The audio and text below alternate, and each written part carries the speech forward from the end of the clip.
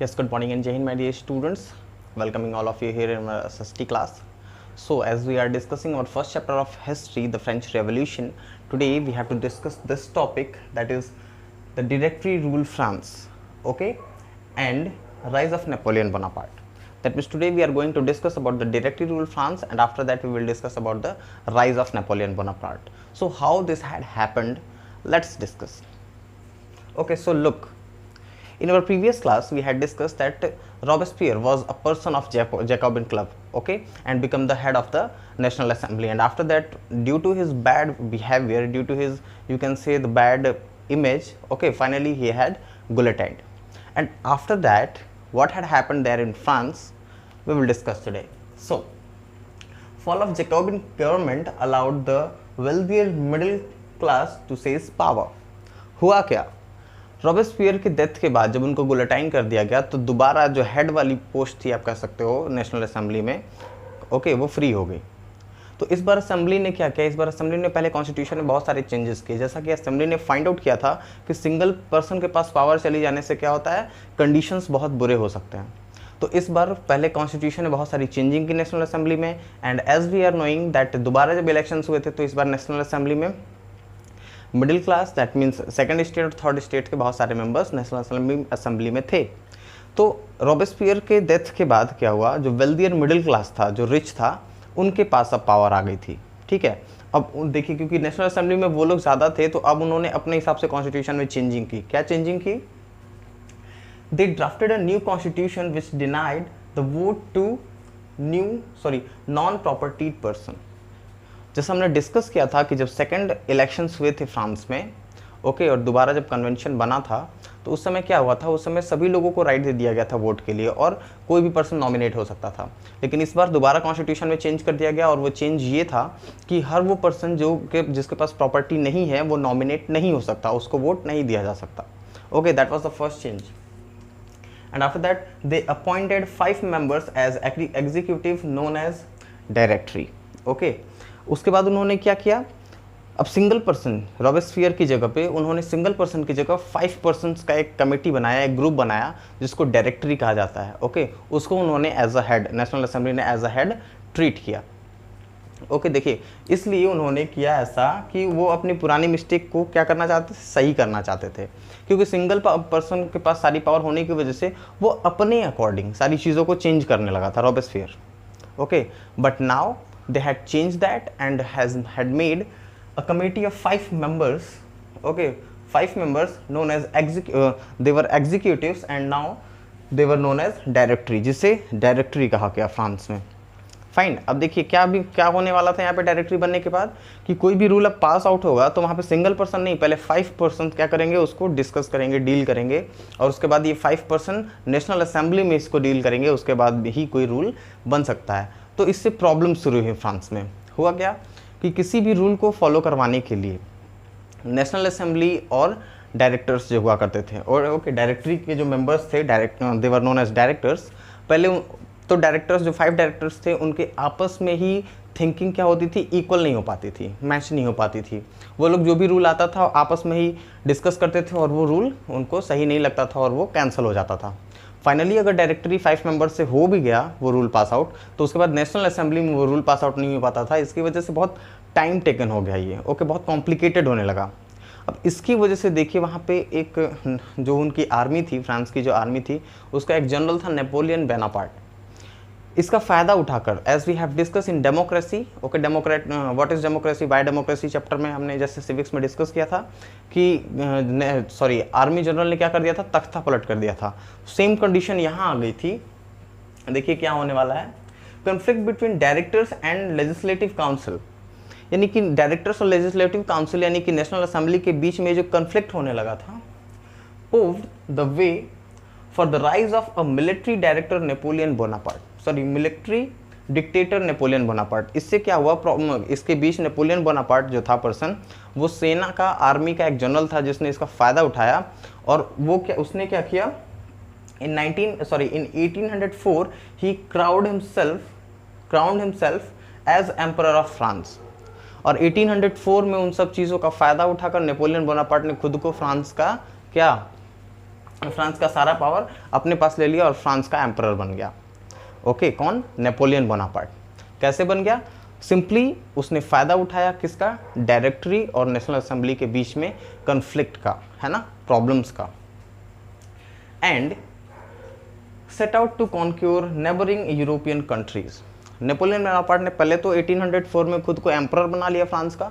Emperor बनाने के बाद उसने क्या किया, जितनी भी नेबरिंग कंट्रीज थी यूरोप में, फ्रांस की जो नेबरिंग कंट्रीज थी, उसको उसने क्या करना शुरू किया? जीतना शुरू कर दिया।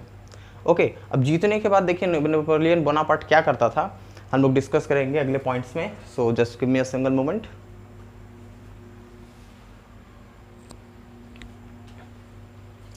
Okay, so what after that winning the other countries, what he had done? Look, Napoleon Bonaparte dispossessing dynasties and creating kingdoms. Napoleon Bonaparte क्या करता था? वन बाय वन करके जितने भी नेबरिंग कंट्रीज थी फ्रांस की, उनको डिस्ट्रॉय करता चला गया। मतलब वहाँ पे जितनी डायनेस्टीज थी उनको ख़त्म करता चला गया। ओके, और वहाँ पे किंगडम्स बसाते चला गया, मतलब उनको किंगडम्स में कन्वर्ट करता चला गया। Where he placed members of his family, और जहाँ पे हर जगह हर कंट्री पे उसने अपने फैमिली के किसी मेंबर को वहाँ पे छोड़ दिया, वहाँ पे रूल करने के लिए। मतलब स्लोली आप कह सकते हो ओवरऑल फ्रांस में और उसके अगल बगल में जितनी भी नेबरिंग कंट्रीज थी, वहाँ पे नेपोलियन बोनापार्ट का कंट्रोल होना शुरू हो गया था। ओके, देखते हैं अब इसके अलावा भी उसने क्या किया। He introduced the law protection of private property. उसने बहुत सारे रूल्स एंड रेगुलेशंस बनाए, बहुत सारे लॉज बनाए, जिसमें प्रोटेक्शन ऑफ प्राइवेट प्रॉपर्टी, ये बहुत इंपॉर्टेंट है।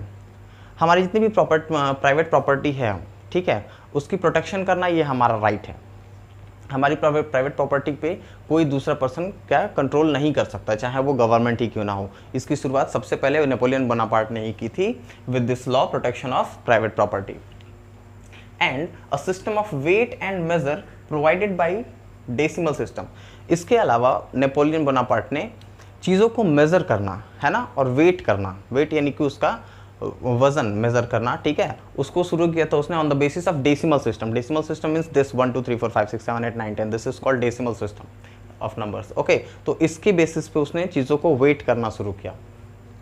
And after that he was defeated at Waterloo in 1815।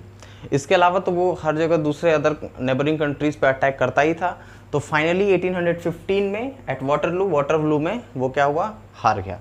और यहाँ से उसका वो आप कह सकते हो जो आगे बढ़ने की का जो ट्रैवल उसका चल रहा था, सारे यूरोप की दूसरी कंट्रीज़ को अटैक करना और वहाँ पे किंगडम्स बसाना, ये उसका यहाँ पे रुक गया 1815 में। ओके, वाटरलू में जब वो फाइनली हार गया 1815। तो इस तरीके से फ्रांस में कैसे चेंजिंग हुई, डायनेस्टी चेंज हुआ, उसके बाद वहाँ पे कॉन्स्टिट्यूशन आया। कॉन्स्टिट्यूशन डायनेस्टी दोनों एक साथ चल रहे थे, फिर डायनेस्टी खत्म हुआ, कॉन्स्टिट्यूशन के साथ नेशनल असेंबली आ गई। नेशनल असेंबली के साथ कैसे वहाँ पे फिर दूसरे डायरेक्टरी आई, उसका रूल चला, ये सब हमने डिस्कस कर लिया। कैसे कैसे फ्रांस एक आप कह सकते हो मोनार्क सिस्टम से रिपब्लिकन कंट्री बना, ये हमने डिस्कस कर लिया। And overall we have completely discuss the revolution of France. और अब हम डिस्कस करने वाले हैं कि इस रेवोल्यूशन में जो हमने पढ़ा है, इसके अलावा भी और कुछ हो रहा था क्या, जो चीज़ अभी तक हमने डिस्कस नहीं की है। So there was one point which we have to discuss. जो फ्रांस रेवोल्यूशन में ही एक तरफ ये रेवोल्यूशन चल रहा था, जो वॉर चल रहा था, जैसा हमने डिस्कस किया था कि जब other countries like Austria and Persia ने अटैक किया था फ्रांस पे, फ्रांस पे अटैक करने का प्लान कर रहे थे, बट नेशनल असेंबली ने पहले ही वॉर डिक्लेयर कर दिया था। तो सारे मेल्स जो होते थे वो बाहर चले जाते थे, किस चीज़ के लिए? वॉर के लिए। तो जो वुमेंस घर पे बची रहती थी वो क्या करती थी? देखिए अब हमें उनके बारे में पढ़ना है। Role of women in French revolution, कि फ्रेंच रेवोल्यूशन में वुमेंस का क्या रोल था, इसके बारे में अब हम डिस्कशन करने वाले हैं। ओके, तो चलिए स्टार्ट करते हैं। Look, in order to discuss their ideas, women started their own political clubs and newspapers. पहले एक चीज़ समझिए, इसको कनेक्ट करते हैं। As we have discussed already, then when National Assembly declared war against Persia and Austria, okay, then all the men were in the front of the war. सारे men जो थे वो वॉर के लिए चले जाते थे, लेकिन घर पे जो ओल्ड पर्सन थे, अब चिल्ड्रंस थे, वुमेंस थी, उन्होंने अलग अलग क्लब्स में अपना ग्रुप बना के डिस्कशन शुरू किया। ये हम पहले डिस्कस कर चुके हैं, जिसमें से जैकोबिन क्लब भी फेमस क्लब था। इसके अलावा बहुत सारे ऐसे भी क्लब्स थे जहाँ पे सिर्फ वुमेंस होती थी और अपने आइडियाज़ को, अपने राइट्स के बारे में डिस्कस करती थी, ठीक है। उसमें से एक क्लब था the society of revolutionary and Republican women. Okay, ये जो क्लब था the society of Republican and woman revolutionary and Republican woman, ये बहुत फेमस क्लब था वुमेंस के लिए, क्योंकि वहाँ पे वुमेंस कलेक्ट होती थी और अपने आइडियाज़ के बारे में डिस्कशन करती थी। Were the most famous of them. बहुत सारे क्लब्स थे लेकिन उसमें ये क्लब जो था ये फेमस था। तो एक तरफ वॉर चल रहा है, दूसरी तरफ लोग अलग अलग क्लब्स बना रहे हैं, तीसरी तरफ वुमेंस अपने अलग अलग क्लब्स और न्यूज़पेपर्स बना रही हैं अपने आइडियाज़ को डिस्कस करने के लिए। और इन क्लब्स का क्या प्रॉफिट हुआ अभी हम डिस्कस करेंगे। Give me a single moment.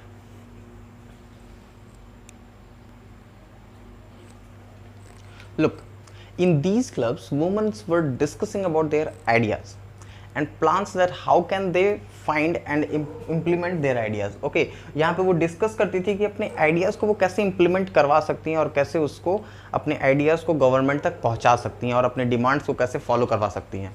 तो देखिए, पहले हमें समझना पड़ेगा कि उनके डिमांड्स क्या क्या थे।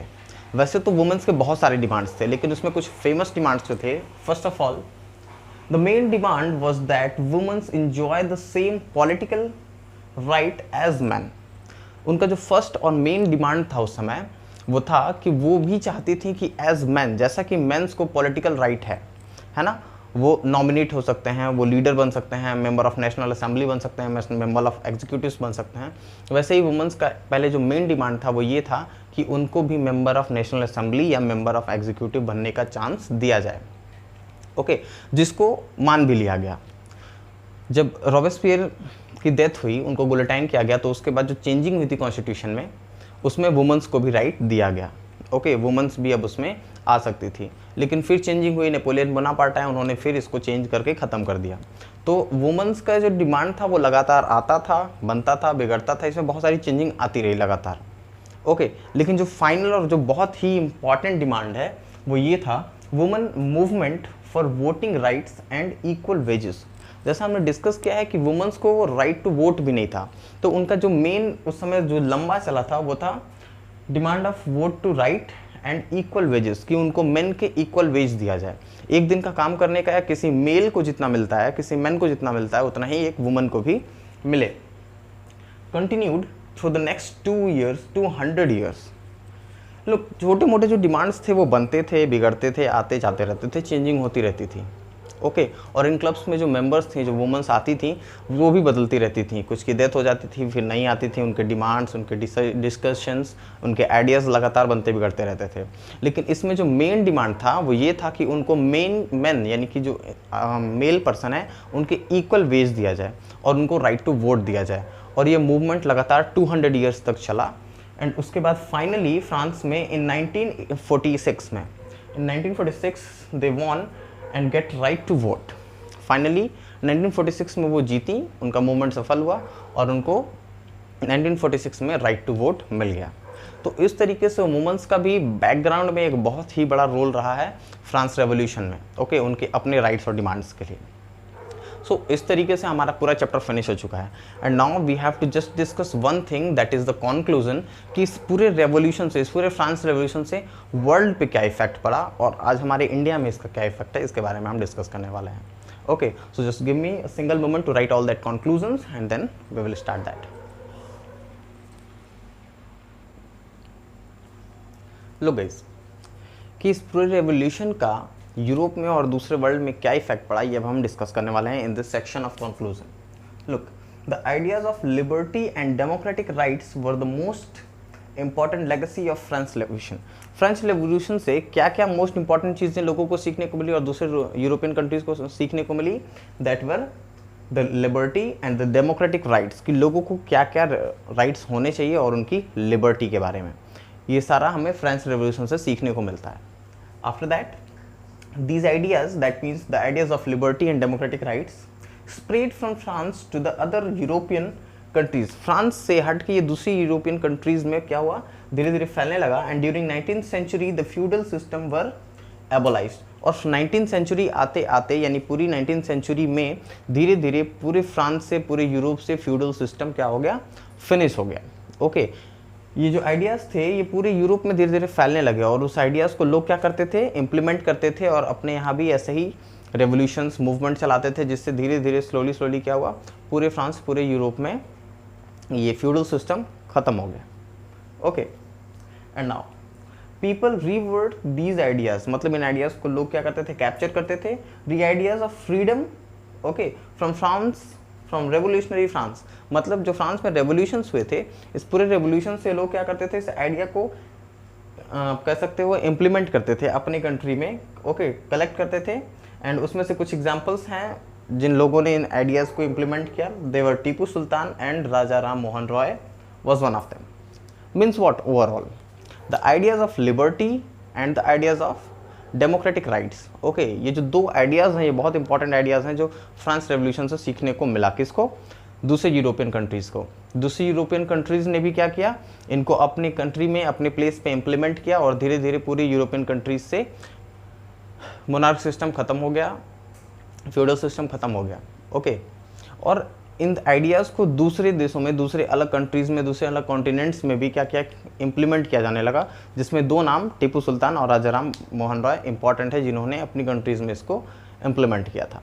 सो इसके साथ हमारा पूरा का पूरा first chapter the French revolution complete होता है। And the question answer I will send today, fine. And with this in our next class we will start the revisional classes. So make your fair copy all these topics and then send it to me. I will send all the exercise today and then complete it in your fair copy. Thank you and Jai Hind guys.